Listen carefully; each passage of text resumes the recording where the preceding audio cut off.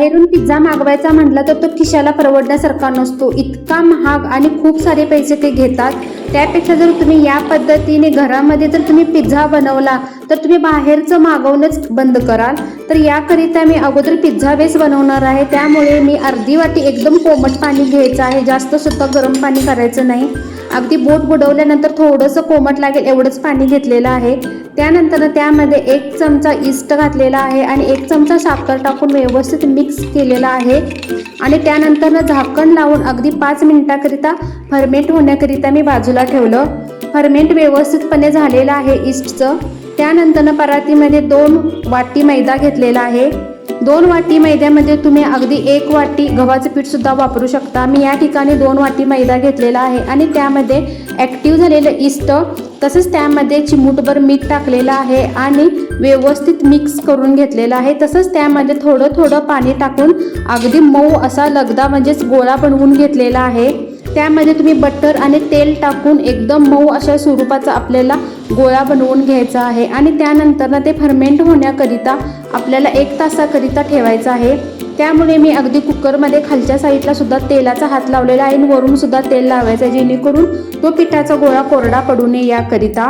Ferment होते तोपर्यंत मी टॉपिंगची सुद्धा तयारी करून घेतली। याकरिता ज्या काही भाज्या घरामध्ये उपलब्ध आहेत तुम्ही वापर करू शकता। स्वीट कॉर्न, टोमॅटो, मी या ठिकाणी चौकोनी आकारामध्ये कट केलेला कांदा आहे, सिमला मिरची आणि पनीरचे तुकडे तेलामध्ये चांगल्या प्रकारे परतवून घेतले 2 ते 3 मिनिटाकरिता। त्यानंतर त्यामध्ये लाल मिरची पावडर टाकलेली आहे।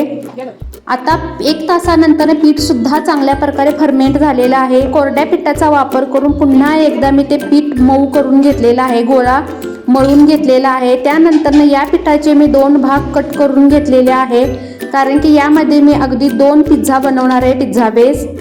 त्यानंतर कोरड्या पिठाचा वापर करून अगदी हाताच्या मदतीने थापून मी घेणार आहे छोट्या आकारामध्ये पोळी थापून घेत आहे। त्यानंतर पोळी थापून झाल्यानंतर अगदी फोर्कच्या मदतीने म्हणजे काट्या चमच्याने पूर्ण पोळीला मी छोट्या छोट्या आकारामध्ये छिद्र पाडून घेतलेले आहे, ज्यामुळे छिद्र पाडल्यामुळे जो पिझ्झा बेस आहे तो अजिबात जास्त फुगत नाही। त्यानंतर त्यामध्ये मी पिझ्झा सॉस पसरवून घेतलेला आहे 1 चमचा। जर सॉस नसेल तर रेड चिली सॉस आणि टोमॅटो केचप मिक्स करून तुम्ही वापरू शकता।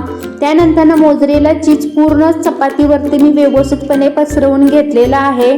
त्यानंतर मी तयार करून ठेवलेलं जे आहे ते टॉपिंग मी यामध्ये व्यवस्थितपणे लावून घेत आहे। यामध्ये मी पनीरचे छोटे तुकडे घातलेले आहेत, सिमला मिरची आणि कांदा वापरलेला आहे। तुम्ही यामध्ये स्वीट कॉर्नचे दाणे वापरू शकता, तसेच तुम्ही टोमॅटो सुद्धा वापरू शकता। त्यानंतर आपल्याला हा पिझ्झा बेक करण्याकरिता ठेवायचा आहे, त्यामुळे मी अगोदर पिझ्झा बेक करण्याकरिता पॅन मी 20 मिनिटाकरिता प्रीहीट करून घेतलेला आहे।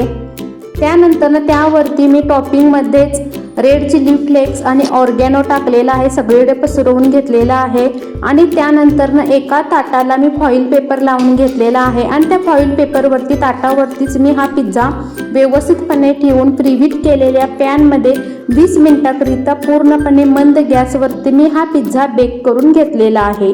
तुम्ही बघू शकता की एकदम चीजी अशा स्वरूपाचा हा पिझ्झा बनून तयार झालेला आहे।